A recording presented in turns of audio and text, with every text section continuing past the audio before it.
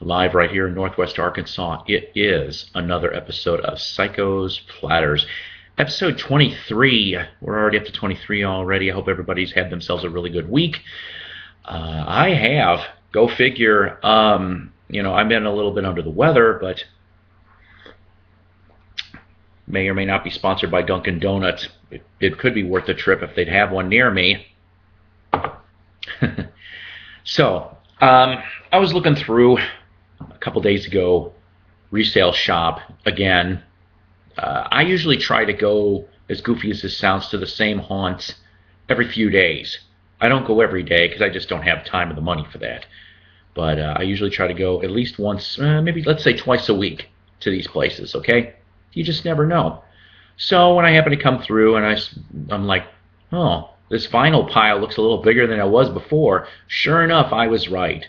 And instead of having to put up with a bunch of Manavani because, well, most of the time that's all I ever seem to find in this stupid place, somebody decided to dump some more hair metal. Yeah, I found more hair metal. That's right. Can't live without hair metal. So, what did Paul find? From 1984 on MCA, Stone Fury. Now, I don't know. Look at this. Look at this. Partially menacing cover. Now, they were one of these one-hit wonders. They were, I don't know if you remember in the days of MTV, they actually had a video for Break Down the Walls. I actually kind of like that song. And no, I'm not going to try to sing it because, well, we all know Paul can't sing. So, the thing is, though, here's your back. Oh, sorry for the lighting. The back of the cover. Ooh, they look so pretending to be menacing. What's really kind of funny about this, though, is that this happened to be the first band, all right, for somebody that, well, they didn't go very far. Stone Fury did not go very far. They did get to open up for Ozzy, I'm told, on the, the Bark the Moon tour. They did some of that. This guy here, though, would end up coming out of that band after it would break up. His name, Lenny Wolf. That's what his name is. Does that name sound familiar to you? Even if it doesn't, I'm going to give you a hint. He is the lead singer of the now reactivated hair metal band Kingdom Come. That's right.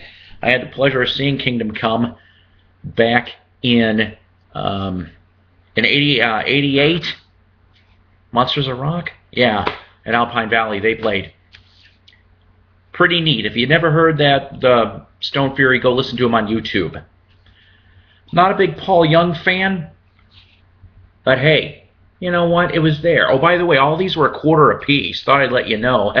Oh, Cheap Thrills couldn't pass this up. But Paul Young, he was originally in a band called Sad Cafe, if I remember. Some of his earlier leanings. It was a late '70s band. Check out them too on YouTube as well. This one here, of course, from 1985 on CBS. This one is a promo stamp on the back. I'm curious about something. Let me see. Okay, regular, good old straight CBS label on that one. This band next. I'm only a fan of the first couple albums. Santana. Yeah, that's right. This one here being from 1974, of course. At least this one here's got pretty much everything I'd want to listen to. Evil Ways, Jingo, Black Magic Woman, Oyo Como Va. A lot of good stuff on there. And, like I said, personally, I think Santana was great in his prime. All these are, by the way, in near mint to mint condition. Go figure, right? But like I said, it's just my opinion. But Santana pretty much, oh, heck, I don't know. I would say probably by like 1980, 81 was probably the last time. It was also the last hits he ever did, too. He always seemed to have a rotating staff of singers and a lot of different players. And, of course, for the first, 3 albums, I want to say, you also had Neil Sean and Jonathan, not Jonathan Cain, I'm sorry guys, I'm half tired. Neil Sean and Greg Raleigh, who would end up, of course, leaving Santana in late '72 to go form Journey. I love Badco. Didn't have this in my collection. Go figure. 10 from 6. I know it's a greatest hits comp. Okay, and I know it's from '85, but I never had this one. And it's still in the shrink. Go figure. Beautiful Atlantic label on that. Also, I think I showed you guys last week, I had a promo copy of this one, but I finally found a stock copy. I'm like, all right. So that means we get to see Don Dokken as a young Todd Rundgren again. Yeah, I know, the joke keeps... But at least this has a proper Electra Asylum inner sleeve. So I may just flip this out with that accept one and end up with... And by the way, of course, beautiful red label Electra. This one here, like I said, this one here is about near mint. There's a thumbprint. I gotta get rid of that sucker. But what other albums did you have at the time? Well, of course, the Cars. Yeah, you had Shake It Up, right? Eddie Rabbitt. Queen's Greatest Hits. Linda Ronstadt, Eagles, heavy metal soundtrack. I love it. So, this one here, of course, like I said, is from '83. I brought that up in the last episode as to who was on it, blah, blah, blah. So then right after that one, they did this one. Yeah, I found Tooth and Nail, too, to boot. This one here, of course, having Without Warning, Tooth and Nail, Just Got Lucky. Okay, Alone Again. Oh, I love that song. Sad song, but it's a good song. Here's your backflip on these guys. Ooh, they're just looking so, pretending to be so ooh la la. Newcomer on this one, though. Oops, hate my angles here. Jeff Pilson. That's right. He would replace Juan Croucher. Remember, we talked about that last week. And Jeff Pilson would be on the rest of the classic Dokken albums. And currently, of course, with George Lynch and Mick Brown, is in TNN, which is, like I said, 3/4 of Dokken. And he still plays bass for Foreigner. Go figure. Now this, let's see here.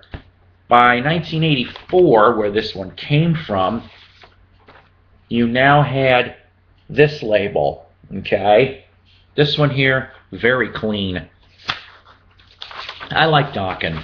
I do. I really kind of hope that Don and George could patch things up, because I really would like to hear one last album from these guys. Here's one I gotta confess. I know who this guy is. I have heard his work with other bands for years, but this is the first album I've ever had from him. Gary Moore. That's right, Gary Moore. And, you know, like Quarters of Power, 1982 on Mirage Atlantic. Really neat stuff on here. I've only got a chance to listen to a bit of this, but listen to the lineup he has for this. Okay, remember, this is '82, so you got Gary Moore, Ian Pace, and Neil Murray. All right. Why do those two sound familiar? Because in last week's episode of Psycho, I brought up that the 1981 album Come and Get It from Whitesnake was the last album pretty much for this kind of lineup, because both of them leave to go to him. And Gary Moore is a damn good guitar player. He died too early, God rest his soul. He originally started out in a Irish band called Skid Row. Now I know you're thinking, you're going, well, wait a minute, isn't it Sebastian Bach? No. This was about 15 years before the Sebastian Bach. Completely different Skid Row. And that's where he started from, and he happened to know and befriended Phil Lynott from Thin Lizzy, and that was where he started his prominence. Really was Thin Lizzy, and his guitar work on the handful of albums he was on, stellar, really good stuff. And let's see, and then Tommy Ear on keyboards.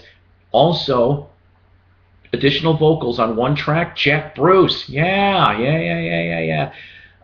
Because I don't know if you remember that shortly afterwards, I want to say, or maybe it's a little later than that, Moore ends up with Jack Bruce and Ginger Baker from Cream. I think they only made one album, but it was called BBM. Baker, Bruce, and Moore, right? So check that one out. It's actually not bad. Let's see, anybody else on here? Don Airey, of course, who would be formerly of Rainbow, Ozzy, and currently with Deep Purple, and John Sloman, background vocals on another track. John Sloman, was a former vocalist for what band, kids? That's okay. He started out with Lone Star and then ended up with Uriah Heep briefly on the 1980 Conquest album. Okay, let's see. What else do I got here? Standard Steve Miller fare, but I've never had this in a decent shape like this one. Of course, the greatest hits. If you don't have this, get it. I love Steve Miller. I like his early stuff. All right. How about INXS's Listen Like Thieves? You know, I really did like these guys, you know, and the way that Michael Hutchence died, I don't know. It's too screwy, too strange. I don't even like thinking about it. But, you know, in the mid-'80s, you know, really good stuff. And, of course, What You Need on here, Listen Like Thieves, Biting Bullets, This Time, really good stuff. Kind of miss him. Kind of miss his vocal work. Of course, On Atlantic. There's the back cover on that sucker. Sorry about the shrink. Okay, get this. We were talking last week briefly about albums that we weren't entirely sure that existed on vinyl, you know, in the late 80s to around 1990. Found this one. I didn't even know this existed on vinyl, but this was a Columbia record house. Okay, now I don't know if we talked about this, but these record clubs did make albums a little longer than the regular general public got to. Dire Straits' Money for Nothing, the greatest hits. Didn't know this was on vinyl, guys. I'll tell you, pretty cool stuff, actually. I love the Dire Straits. I kind of will, and of course they show the inner sleeve here. I know you can't see it really well. You got your lyrics, but it also shows at that time all of the albums that were currently made by that band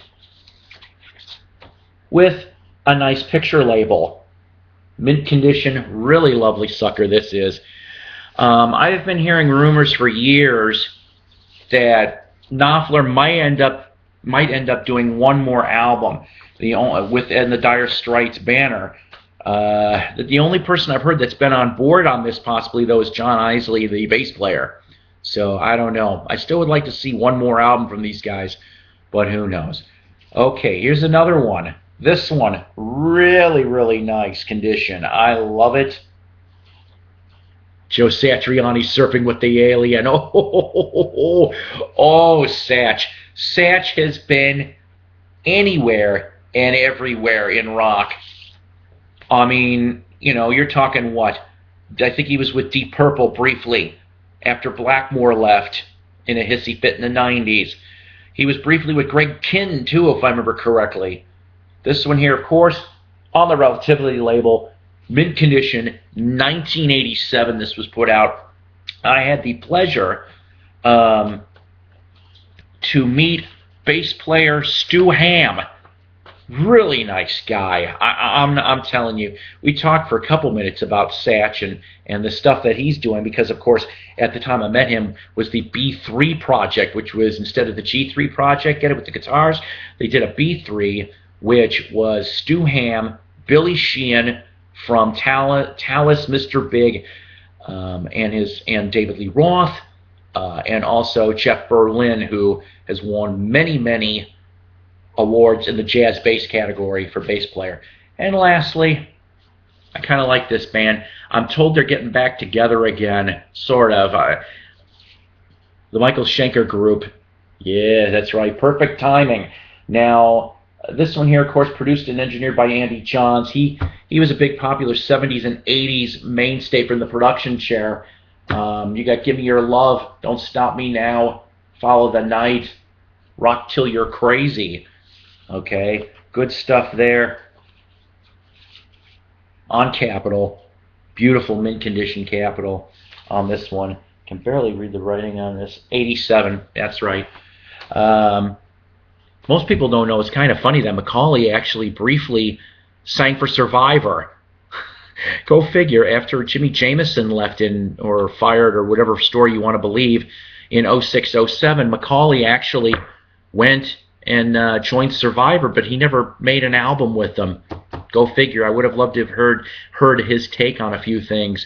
But like I said, I'm told that they're supposed to be getting back together in some respect to do some new material. So good for them. I liked them back in the MTV heyday. So okay, kind of a shorty for once today, right, guys? Shout outs. Cannot insist this enough. You doing anything Sunday nights? I didn't think you were. And even if you were, go like Wax Museum with Ronnie Dark on Facebook. Like him. Go find out how you can listen to his broadcast, because from 6 to 9 p.m. Central Standard Time, you can listen to the beautiful musical goldmine treasures that are instilled in that man's show. Him and Mike Adams are graduates and professors of the School of Rock and Roll Knowledge, like me, in my own respect. Also, right after that, of course, for an extra hour, go listen to Mike Adams at the Night Owl Lounge if you like bossa nova and lounge music and all that other fun stuff. Because you know what? I've listened. I like that one too. And you know what? Subscribe to him too, please, because we need to spread the love in the vinyl community, ladies and gentlemen. Bob and Ron's Record Club out of Chicago.